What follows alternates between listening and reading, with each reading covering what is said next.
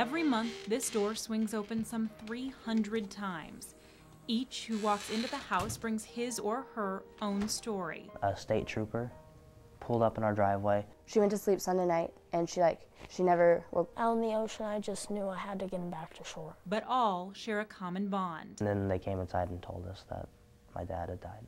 It is real hard for me because I always think she's there, but she's not. I'm Tyler Campbell. I'm 13. My dad died by drowning. My name's Avery and I'm 7 and my mom died of this kind of disease. I'm Caleb, I'm 17, and I lost my dad in a car accident. Every day at school, I think they carry that burden, that heartache of loss.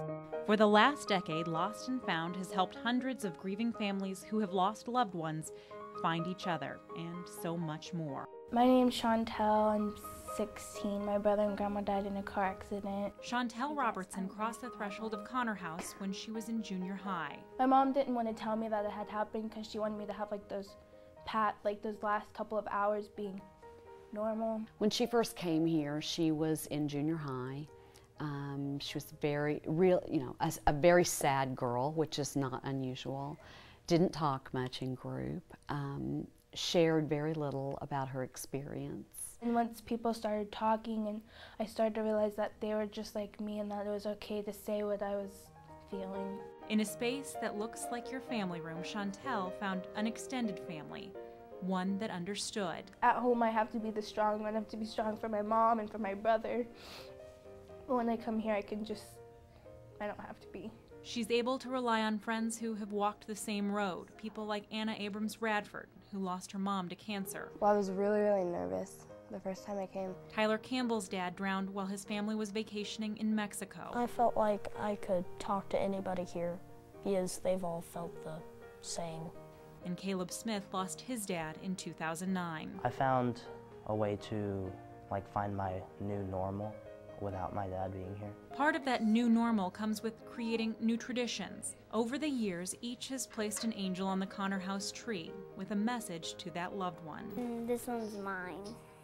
It says, I love you, Mom. Just the strength that they draw from one another, it just amazes me. It never changes. These children have moved through their grief with one another, with activities and facilitators, and with the help of their surviving parents, who participate in sessions too, at the same time, right upstairs. A brain tumor. Tara Skaggs' husband died of a brain tumor in 2007. He was diagnosed on the 1st of June, and by the 15th he was gone. Her children were 3 and 5. I was thinking, I just don't want to live with this forever, and I hope that I'm walking into the right door right now. Tara began her journey upstairs, but has since moved down. She's a group facilitator now. I just didn't want to miss out on an opportunity to give back to someone and say, look at me, I'm doing okay, look at my kids, they're great. Lost and Found has survived and thrived over this last decade because facilitators have donated their time and because members of the community have donated their financial support.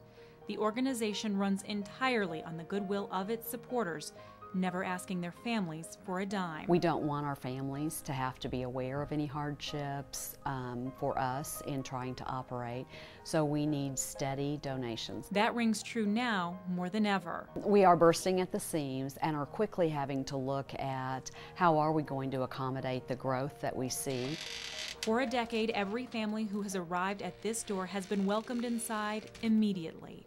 Lost and Found has never had a waiting list. We know that there are so many long-term problems that can occur if children are not given help in processing their grief. It's important to us that we not ever have to put anyone on a waiting list. When they've had the courage to make that step and say, I need to come there, we want to be able to always have the ability to get them in a group as quickly as possible. And it's through your continued support that of the countless families who will show up here in the years to come, not one will ever have to wait outside, not even for a day. I just can't thank the donors enough for the gift that they've given these kids. I wish that they could see every single night what I see, and that is lives truly being changed because of them. I have my kid back because of that amount of money. It helped me to find myself and to find hope and know that I'm not the only one out there. Just thank you so much, because I don't know what I would have done without it. From the bottom of my heart and from my child's heart, thank you. Thank you. Thank you very much. Thank you. Thank you. You're awesome.